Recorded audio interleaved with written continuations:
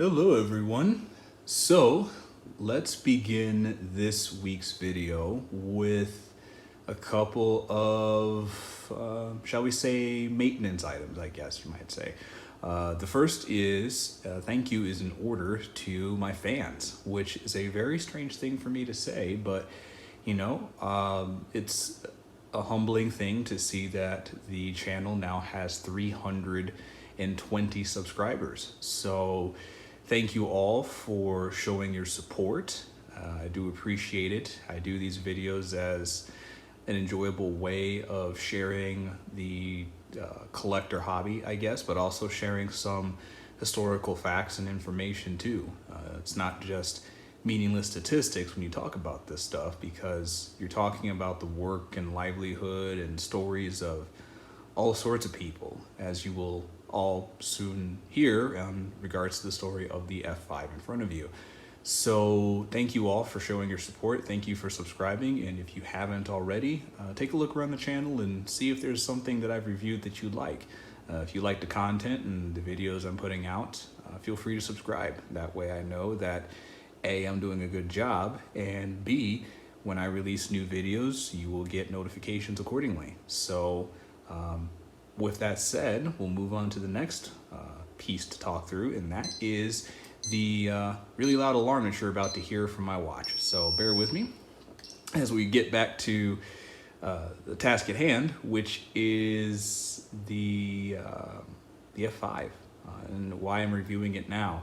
So the F-5 is interesting for me because I have had this model, I believe I had a different F-5 that I kit built as well, in so many of my videos, and basically I've had this thing in like half of my videos, especially the early ones, and never talked about it. So it's just kind of interesting how even in my own video history, I've let this thing fly under the radar. So I'm catching up, I'm taking care of that particular point, but also the other reason I want to talk about the F-5 is because of the Super Hornet. So this was a fact that I didn't realize until I started researching for this video series, but apparently the Super Hornet got its beginnings as an extension, of course, of the Super Hornet, of the regular Hornet, I should say.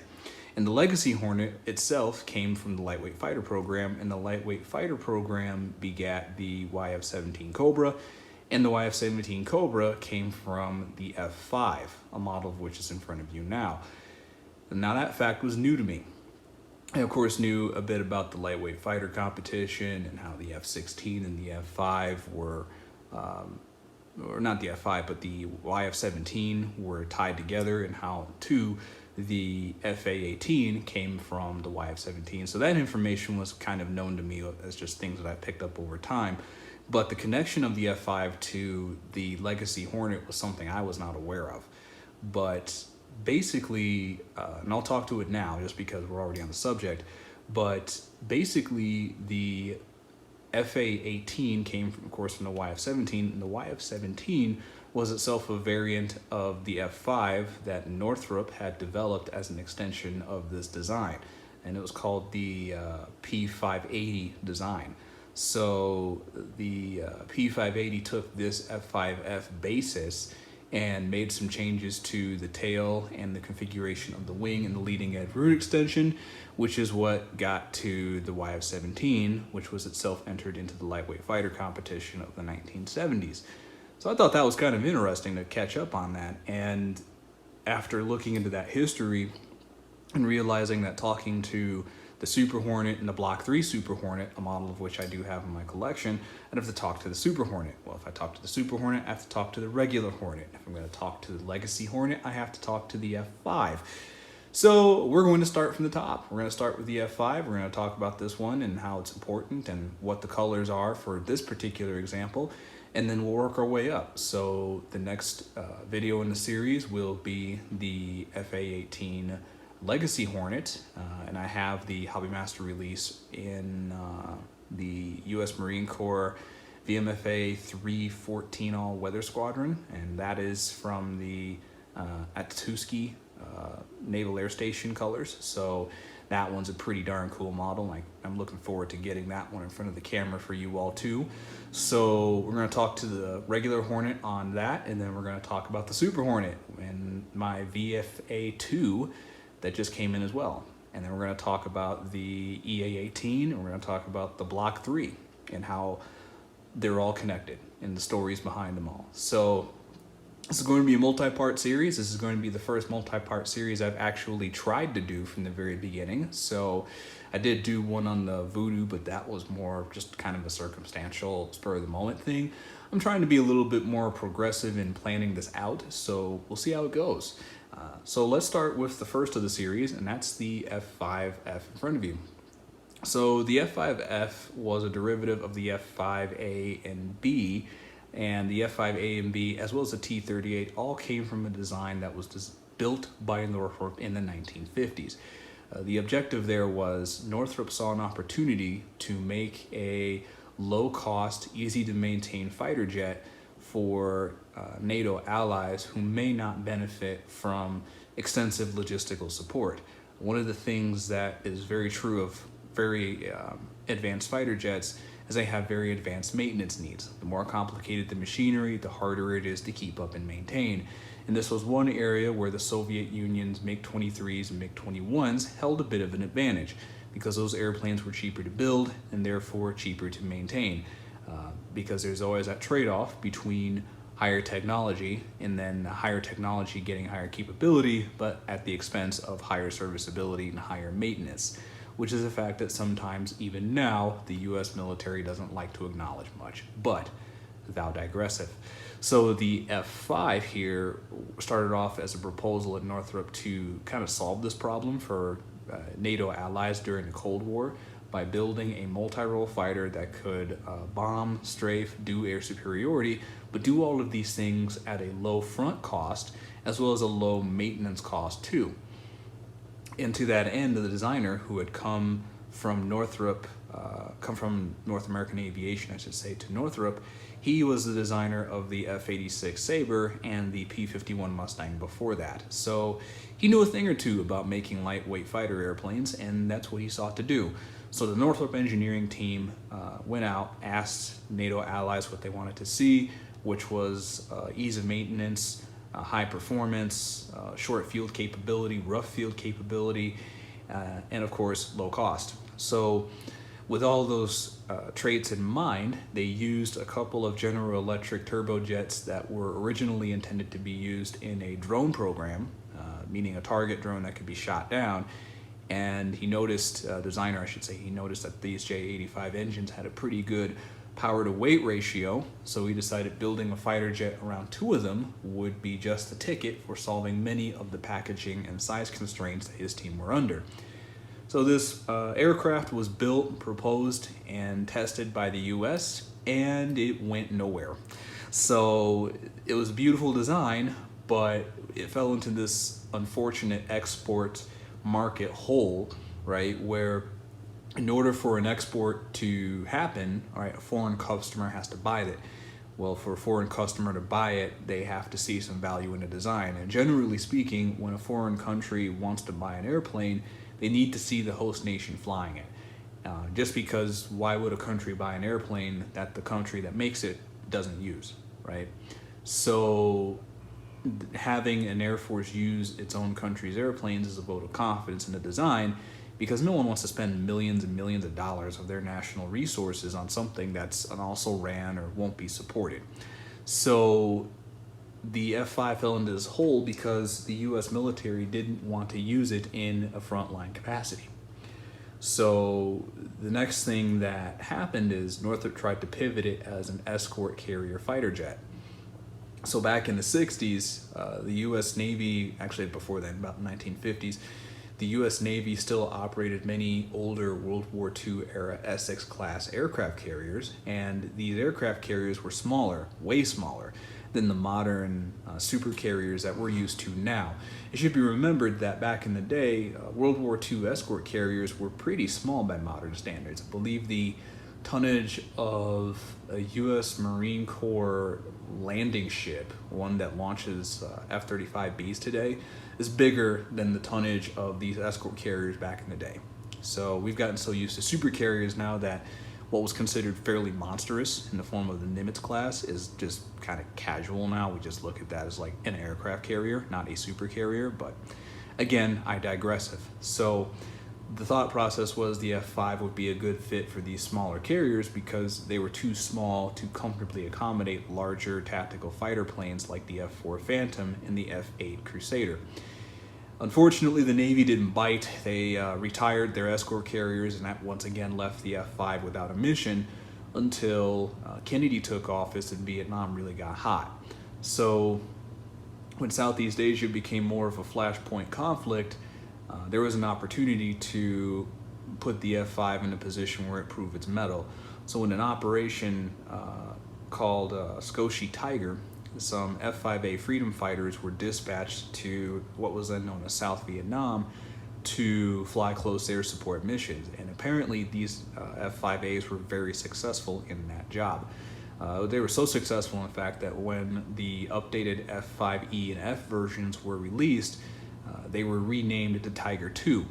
The first set of F-5s were called the Freedom Fighter, and the updated version, one of which is depicted here in 1/72 scale, were called the Tigers, after the Scotia Tiger operation that gained so much notoriety for the airplane. So after the Scotia Tiger, the export floodgates opened up. Countries realized that the F-5 had some merit as a close air support and an air superiority platform.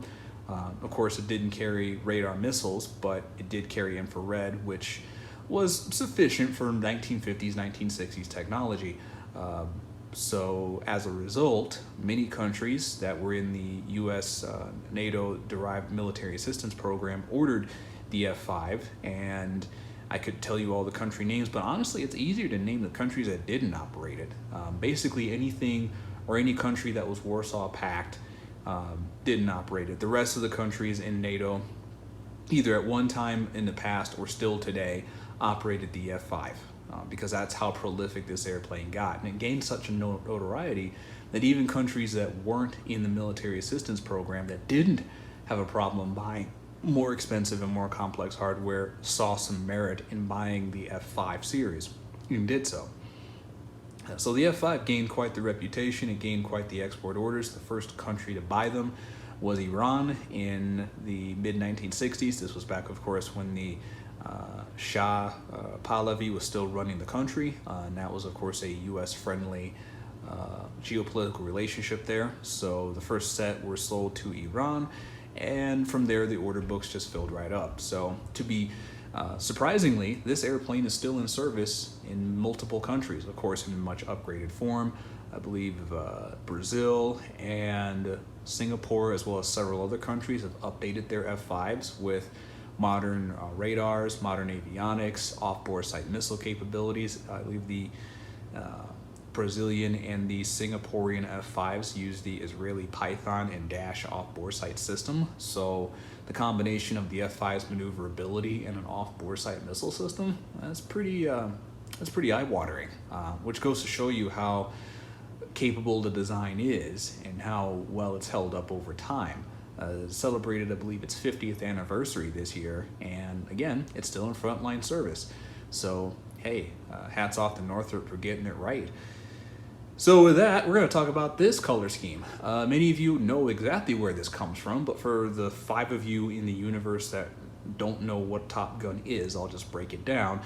This is in the colors of an F-5 that was flown as the quote-unquote bad guy airplane in the first Top Gun movie.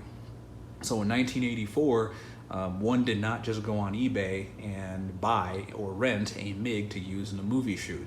Back then, the Cold War was still going on, and the only MiGs being flown by the US were an outfit out in the Tonopah sandy desert, which is discussed elsewhere on YouTube. But they decidedly, being a top secret outfit, were not in the habit of leasing their wares for Hollywood. So a different solution had to be found, and that's where they repurposed the F-5s used at Top Gun as the bad guy airplane. So at the time in the 1980s, they used A-4s and F-5s as aggressors to simulate Soviet Union aircraft, such as the MiG-21 and the MiG-17, which were the most prolific threats at the time. And it was decided by the producers of Top Gun 1 that because the F-5 had a more threatening appearance than the A-4, they were going to go with using the A-4 as the good guy trainer airplane, which is why you see it in some of those scenes in that movie. And then they were going to use the F-5 as the bad guy villain airplane, which is in the sinister black color scheme. And it kind of set off a trend because the black color scheme starts, and actually to this day, in many U.S. military training squadrons, they have at least one of these in black in some regime, and even the U.S. Air Force picked this up and painted their T-38s black also. So it kind of kicked off a bit of a sinister aggressor color scheme trend when that movie came out. So in black, I think it looks absolutely sinister and mean, and it's even cooler that the only markings on the airplane are the red star and the yellow circle in the back. That to me just looks really nice. And HobbyMaster nailed it. They got the matte black finish down pat pretty well here. And it should be also said that the paint scheme is a matte color because, well, it's funny. It's funny little trivia, but Paramount actually tried to save some money. They didn't want to repaint the airplanes and pay the fees to do that. So what they tried to do was they tried to throw some like Plastidip style exterior cover over the desert paint scheme that the airplanes usually had. And it didn't quite hold up because they put this stuff on and it looked good on the ground.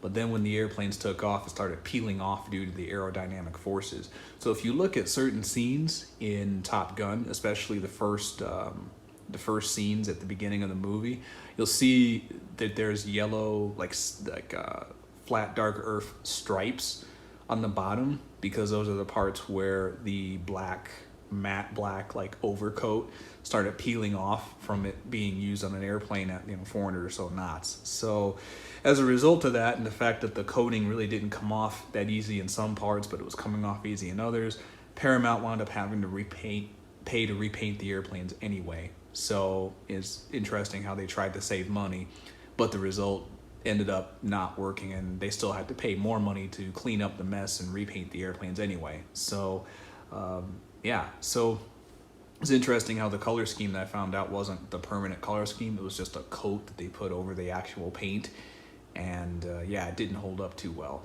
But after it flew and starred in that movie, of course, the F-5 has endeared itself to generations of aviation enthusiasts ever since Top Gun came out.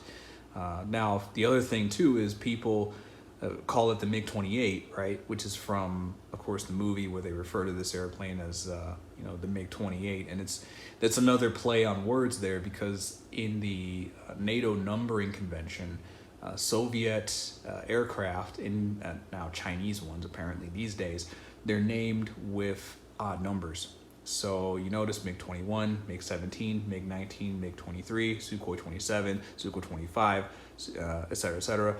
Fighter airplanes are named with odd numbers, and bombers are named even numbers. So for example, the Sukhoi 24 is a long-range strike bomber, and it is called the 24, right? It's given the 24 designation. Ilshin IL-28, Tupolev Tu-16, Tupolev Tu-28, et cetera. So the bombers have even number names and the fighters have odd number names, or odd number designations, I should say. So when they used MiG-28, this was a bit of a play on the NATO naming convention because you have a Soviet fighter that has a even number, right? So this very blatantly violates the NATO naming convention, and I think they did that intentionally. It's kind of a tongue-in-cheek nod to, to people who are in the know about such things. So yeah, the F-5 has developed quite the reputation, and after 50 years, it's still literally in service to this day, both in frontline service in multiple countries, and it still is flown today as an aggressor with the U.S. Navy. VFC 111 still flies them. The Sundowners, they still fly them now. I believe the VFC 12, the Omars, converted to the Super Hornet, or they actually converted to the Hornet years ago, and then they converted to the Super Hornet this year.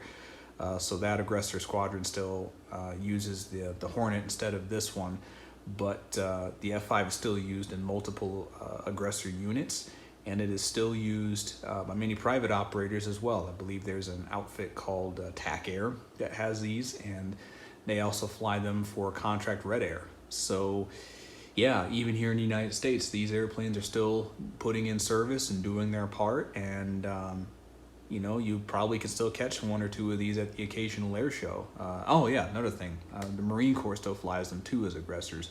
That was the unit I was trying to think of, because I knew the Sundowners had them, but there was another Navy outfit which has them too, and that's the U.S. Marine Corps aggressor team as well.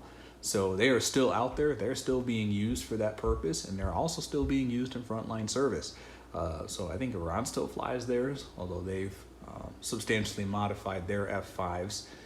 They've produced locally built versions, and I'm not even going to try to pronounce the names because they are Persian, you know, Iranian names, and pronunciating regular English is it's challenge enough for me. So yeah, Iran still flies them. I think Singapore still flies them. Again, I could probably spend the next 5 hours naming off the countries that fly them. So I'm just going to say that this is still in service to this day, and this aircraft is still very capable, even in the modern world, of you know, ASA radars and stealth and all that, because even though it's a 50-year-old design, it's small, it's lightweight, it's hard to see, which is important in air combat, because if you don't see them on radar and you can't see them with your eyes, but they can see you, that's a disadvantage, right? So it's still very capable in this modern world of high-tech doodads and technology. So hopefully we don't get so crazy about technology that we forget the foundation and we forget the basics, and we end up repeating the mistakes of the 50s and the 60s. Let's hope we don't get too crazy involved in the technology side to the degree that we forget that people still fight wars, right? It's not technology alone that fights wars, it's people that fight wars. So with that lofty statement, I will leave it there. Thank you for watching. Thank you for taking the time out of your day to stop by this channel and check out this review. Once again, I invite you to look at my other videos and check out the other aircraft in my collection. Hopefully you'll find something there that you like. And if you like this video or the other ones on my channel, feel free to subscribe. That way you'll be notified when I release a new video, which I will do next in the series on the FA-18 Legacy Hornet. Thank you for watching.